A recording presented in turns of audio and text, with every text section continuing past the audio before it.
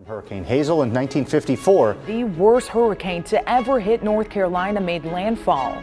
Hurricane Hazel made landfall on October 15th, 1954.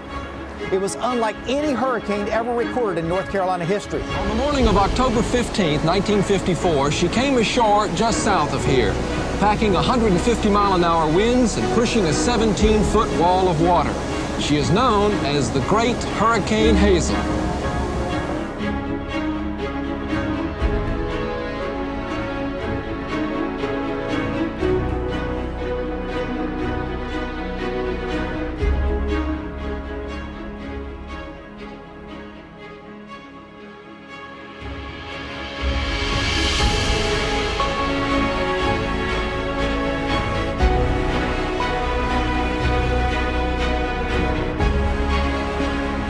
So we can't just rebuild, we have to transform. We have to make sure that the problems that we have in the past will not be faced by generations in the future.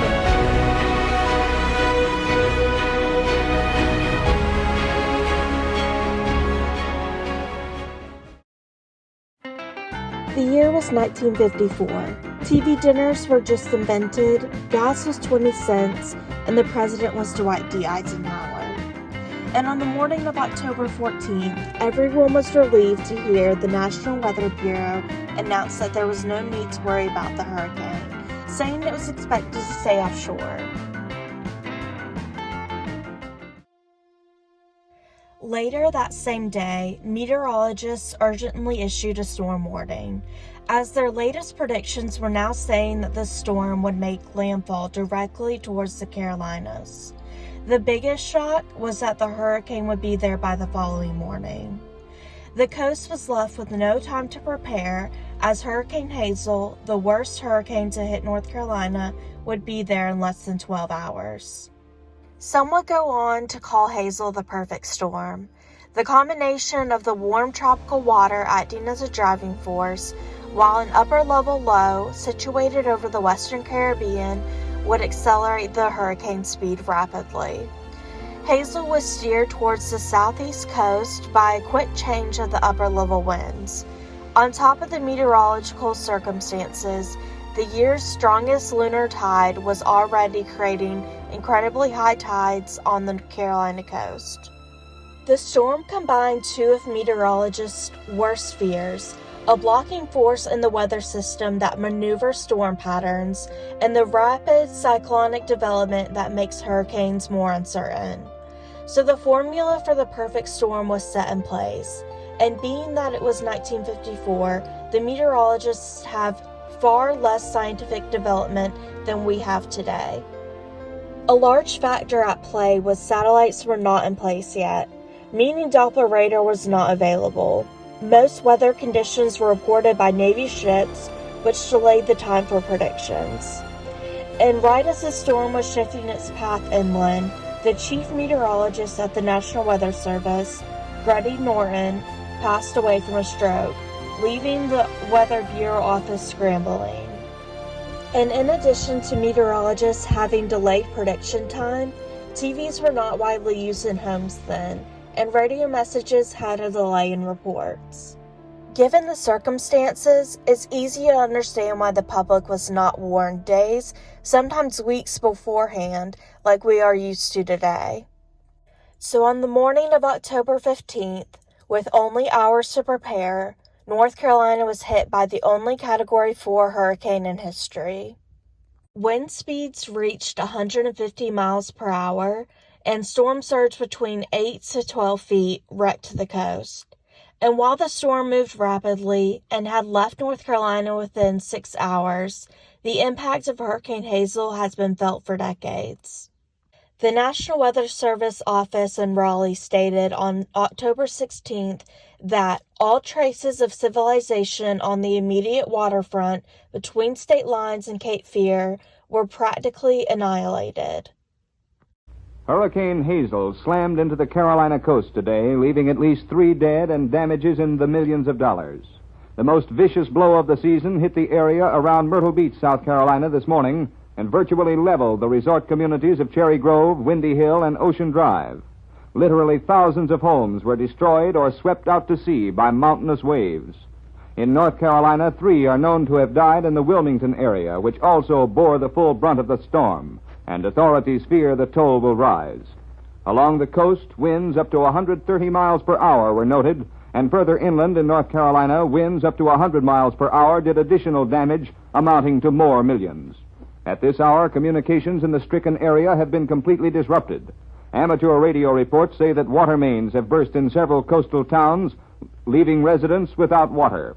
Medical aid, food, and clothing has been rushed to the disaster scene by the Red Cross and by nearby military installations. Martial law has been declared in South Carolina, and governors of both states have ordered National Guardsmen into the area to prevent looting and maintain order. The task of finding shelter for the thousands of homeless has begun, and rescue operations are underway to reach a number of coastal residents who were stranded. For inland areas, there was one bright spot. Hurricane Hazel broke the back of the most severe drought on record, dumping up to 6 inches of rain on some towns within an 18-hour period. This is Ray Stanfield in Columbia, South Carolina. Hurricane Hazel was a wake-up call. But how are those living near the coast today planned for the next big storm? While researching Hazel, I was able to sit down with Lynn Holden, the grandson of the founder of Holden Beach, one of North Carolina's worst hit cities by Hazel. Lynn was 10 years old when Hazel hit, and his home was mostly destroyed. He described hiding behind sandbars being the only thing protecting his family. What was it like coming back to your house and seeing? Yeah, it was tough. It's really tough. Everything you got's gone.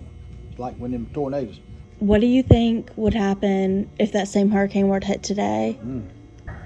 Those houses can stand the wind, but they can't stand them waves. When those waves slap a building, it's gone. I don't care. Man can't build one that'll do it. You know what I mean? Are you nervous? Oh, yeah. You know, there's going to be another one. There's no doubt about it. Yeah. You just don't know when. Don't know when. Generations of the Holden family still live on Holden Beach, and Lynn owns one of the largest stores called Beach Mart, while his brother is the current mayor of Holden Beach.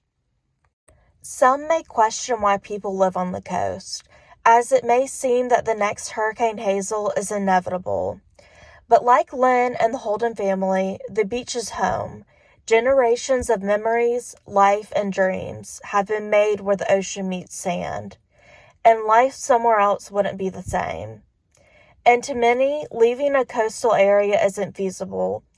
Almost 40% of the U.S. population lives in a coastal county, and over 50% live within a 50-mile radius from the coast. So how do we prepare?